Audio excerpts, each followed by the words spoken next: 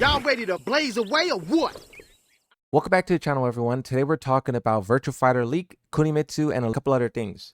First off, for Virtua Fighter, the leak shocked everyone. It was magnificent, it was amazing, it was beautiful, but also it was dangerous, destructive, and harmful to the game. Whatever developer recorded that screen gameplay and posted it to Reddit, or at least put it to someone who could then post it to Reddit, people were calling for that developer to be fired. And I don't know if Virtua Fighter will be able to do that. I'm sure they're definitely on the case. By the time you're watching this video, they would have had dealt with it, right, in any way whatsoever. But it's going to be destructive to the game because that game is already kind of like trying to find its way.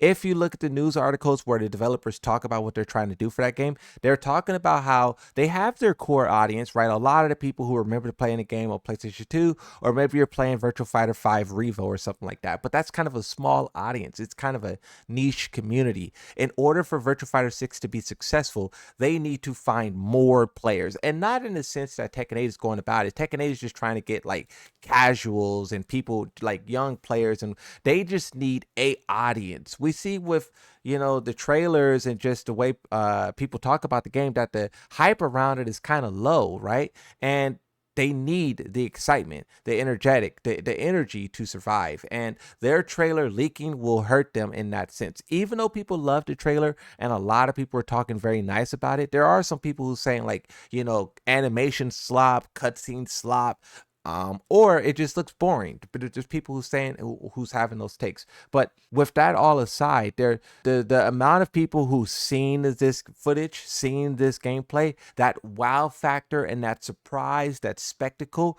is kind of lost. And the one saving grace that could be there is that this is not the actual, well, I don't think it's the actual trailer. We're expecting the full trailer, the true trailer, to be shown at Summer Games Fest. And I'm assuming that will be about 2 minutes, 3 minutes long. Summer Games Fest charges a lot of money for people to show stuff. So they'll probably show like 2 minutes or so. And then this footage that leaked seems like it came from a dev diary of sorts. Developers post that after the fact, and you can watch like 20 minutes of developers talking and gameplay, kind of give you a more deep dive look into the game. So it looks like that's where this gameplay kind of leaked from. And thankfully it's not the actual trailer, because that way the trailer can still blow all of our minds. It can still be really loud, really exciting, hopefully have some incredible sound effects, music, and flair. So they still have that saving grace. And also a lot of people are not disappointed in what they saw. It would have been even more worse if it leaked, it was bad, and people didn't like it. But people love it and they want to see more. Now, one thing that I thought was really interesting as well is the character that was displayed in the leak footage was actually the character that they teased about a year ago. A lot of people were speculating whether or not this was like a Yakuza style character. I am personally predicting that they will put a Yakuza Kirikazama style character in this game. I know Tekken players want that character, but you have to understand that Virtua Fighter owns both properties, and Sega will not do that. Not if they're smart. If they're smart, they would not put one of their mainstay characters in a rival franchise. Meanwhile, their own franchise is talking about how they need new players and they need an audience. It would be stupid to do that, right? So this character was teased a year ago, and we finally got to look at him in the leaked footage. I can't wait to see what he actually does in like the true trailer and the true gameplay. I'm not the most experienced when it comes to Virtua Fighter, so I'm really tackling it as a new player, and they really are trying to win over people like me, people who kind of know a little bit about it and thinks the game looks kind of cool. I do want to see how this game interact with the walls, because so far everything that we've seen, there was no wall interactions, no wall splats, no wall combos. Even all of the cinematics that they do, if you do that cinematic up against the wall, how will the camera interact with that? That's just some of my own personal questions that I have. But another thing that I want to highlight is one of the ex-Tekken developers who left Tekken and joined Harada was also very upset by these leaks. Bro said, anyone who posts leaked info and acts like an idiot role player gets banned. You have these other tweets here where bro is talking about muting people for, talking trash about the game or talking about leaks, or just this person was just very upset by it. And the reason why I highlight this, even though this isn't a Sega developer, you can just see how developers, period, feel about stuff leaking. I understand that we love it, we dissect it, we analyze it, and we have a good time talking about it. I did so for like 6 hours on stream. But for the developer perspective, they put their blood, sweat, and tears into it, and then to have someone of the corporation leak it, of course they would all be mad because it either happened to them or it could happen to them, and they just feel that. Hopefully, like I said, the game doesn't take too much of a hit in terms of numbers, in terms of viewership, because I do want that game to succeed, and I do want it to have a big player base, whether or not I end up liking the game or not. Now, as for Kunimitsu, once again, you have this cool artwork here. This comes from Wolfmaker, a person who puts out a lot of artwork for Tekken 8. You know, Kunimitsu and Reina have their little team up, their little, duality thing going where, like, they're kind of working together, but they're not working together, two spies, basically. They released a lot of gameplay for this character. I knew the gameplay was coming, but I thought they would do it after Combo Breaker, not before Combo Breaker. But surprised I was.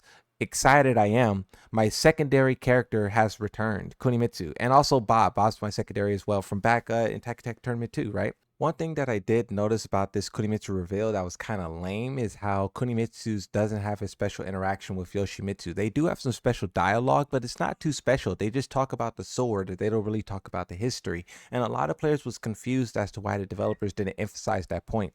They emphasize the connection with Raven and Victor, but Yoshimitsu's the character who's really the rival. Yoshimitsu's the character who's really is the creation and the reason why Kunimitsu exists. So to not drive that point home and to kind of gloss over it left a lot of people scratching their heads confused. Now, a lot of people looked at the gameplay, they analyzed the character, and a lot of people were giving their takes on the character. Some people are saying she's going to be powerful. Some people are still hesitant about whether or not she's going to be strong. I know there's a couple of moves that people are latching onto. She got some heat engagers, she got some lows. Her backdashing seems to be nerfed in comparison to Tekken 7, but it's still pretty strong. And then also sidestepping seems to be her weakness, but you got to be careful when you do it because homing is still the name of the game. So really, like, definitively it's up in the air whether or not she will be powerful or not.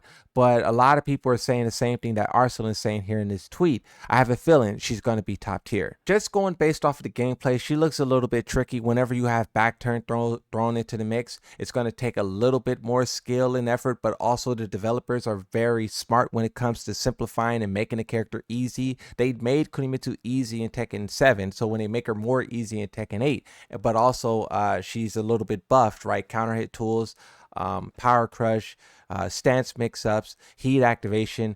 Michael Murray said the strength of the character is to keep you close and try to do mix-ups, but then he also, which means that the weakness is fighting at long range. But then he also said in the same interview that when she activates heat, her range becomes extended, which means that she loses the weakness that she has. And that's a very crazy thing. A character with no weaknesses sounds like trouble. One thing that I also appreciated from the developers, and we'll see in the gameplay whether or not this is true, but at least in the interviews where they talked about the character, it wasn't just non-stop about how easy and effective she is and how powerful and unstoppable the character is. Like when you go back and read the news articles and the things that they said about Armor King, they just described him like he was an unkillable god. And with Kunimitsu, you can see that they at least tried to talk about like how sidestepping is her weakness, how her combo damage is not as effective and strong as some of the other characters on the roster. So even though they're not directly responding to the players, you can see that they're just changing the way that they're speaking and describing and balancing.